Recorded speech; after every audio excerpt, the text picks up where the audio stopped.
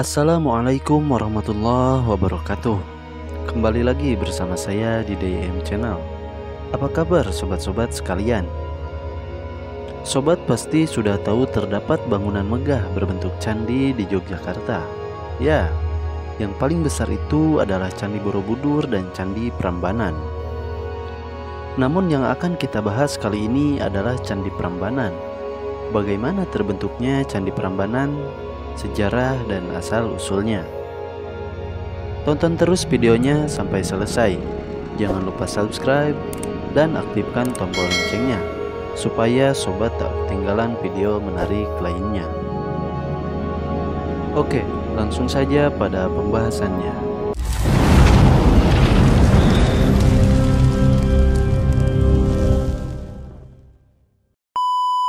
Candi Prambanan adalah bangunan candi bercorak agama Hindu terbesar di Indonesia yang dibangun pada abad ke-9 Masehi.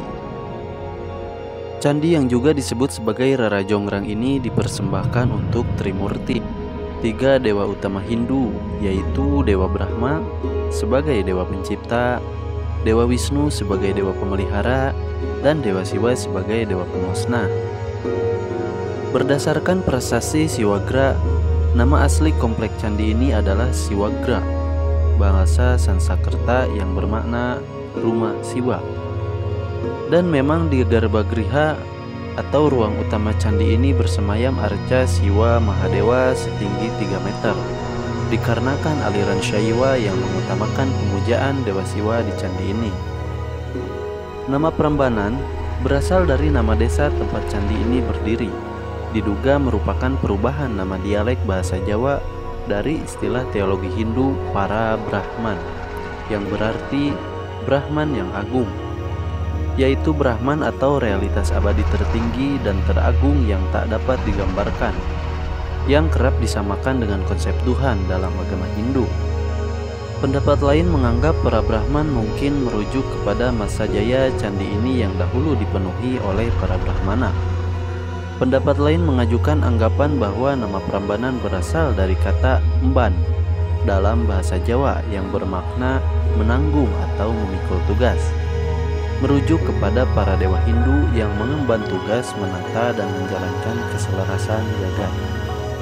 Kisah ini dimulai dengan mengisahkan 2 kerajaan yang bertetangga, Kerajaan Pengging dan Kerajaan Baka. Pengging dipimpin oleh Prabu Damarmaya. Ia berputra Raden Bandung Bandawasa atau orang Jawa menyebut Bondowoso. Sedangkan Kerajaan Baka dipimpin oleh raksasa pemakan manusia bernama Prabu Baka. Ia dibantu oleh seorang patih bernama Gupala. Meskipun berasal dari bangsa raksasa, Prabu Baka memiliki putri cantik bernama Rara Jonggrang. Untuk memperluas kerajaan, Prabu Baka menyuruhkan perang kepada Kerajaan Pengging. Pertempuran meletus di Kerajaan Pengging. Demi mengakhiri perang, Prabu Damarmaya mengirimkan putranya untuk menghadapi Prabu Baka. Berkat kesaktiannya, Bandung Bondowoso berhasil mengalahkan dan membunuh Prabu Baka. Berita kematian Prabu Baka segera dilaporkan oleh Patih Gupala kepada Rara Jonggrang. Setelah gugurnya Prabu Baka, Pangeran Bandung Bandawasa menyerbu masuk ke dalam keraton Baka. Di sana, ia terpikat oleh kecantikan Rara Jonggrang. Ia pun melamar sang putri, tetapi ditolak karena sang putri tidak mau menikahi pembunuh ayahnya. Karena terus dibujuk, akhirnya sang putri bersedia dipersunting dengan 2 syarat yang mustahil untuk dikabulkan. Syarat yang pertama adalah pembuatan sumur yang dinamakan Sumur Jalatunda. Sumur Jalatunda sendiri ialah merupakan celah. Celah ini berisi air hujan, lalu membentuk sumur, yang terbentuk saat terjadinya letusan dahsyat Gunung Parahu. Sumur ini berada di Dieng, dataran tinggi, tepatnya di Desa Pekasiran, Kecamatan Batur, Kabupaten Banjarnegara. Jika diartikan, nama Jalatunda berasal dari kata jala dan tunda. Jala berarti jaring, sedangkan tunda berarti belum terlaksana. Jika digabungkan memiliki arti sumur yang mengabulkan permintaan yang tertunda. Sumur Jalatunda mempunyai mitos. Menurut kepercayaan yang diyakini masyarakat sekitar, sumur ini sebagai pintu menuju Sapta Pratala atau bumi lapis ketujuh.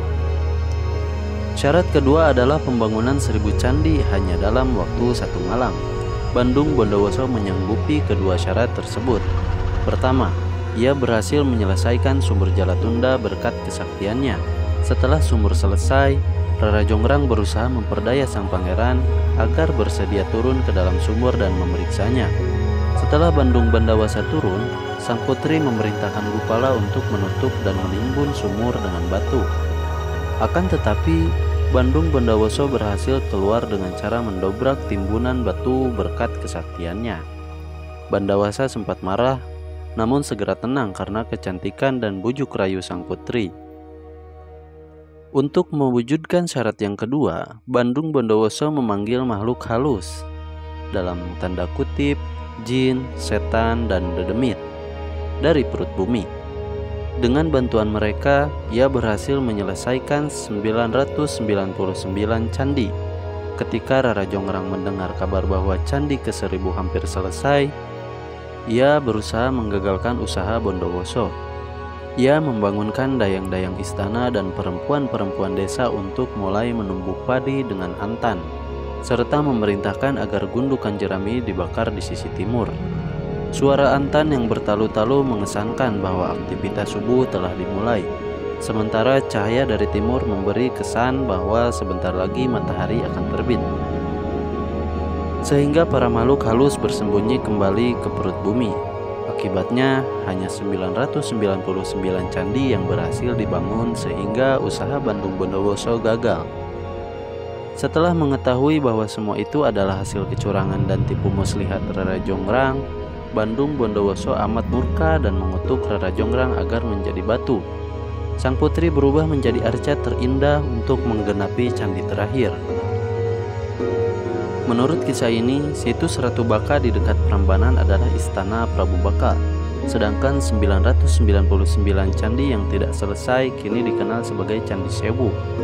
Dan arca Durga di ruang utara candi utama di Prambanan adalah perwujudan sang putri yang dikutuk menjadi batu dan tetap dikenang sebagai Rara Jonggrang, yang berarti gadis yang ramping. Nah, itulah tadi sekilas tentang sejarah dan legenda asal-usul berdirinya Candi Prambanan, salah satu situs warisan dunia yang sudah diresmikan oleh UNESCO. Terlepas apakah benar atau tidaknya cerita di atas, kita diwajibkan untuk tetap menjaga budaya dan kearifan lokal yang ada di Indonesia, supaya tetap menjadi ciri khas dan identitas sebagai orang Indonesia. Oke sobat, mungkin cukup sekian pada video kali ini.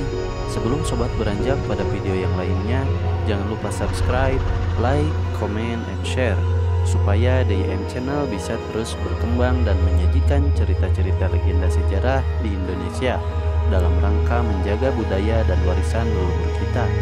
Sampai jumpa di video selanjutnya. Wassalamualaikum warahmatullahi wabarakatuh.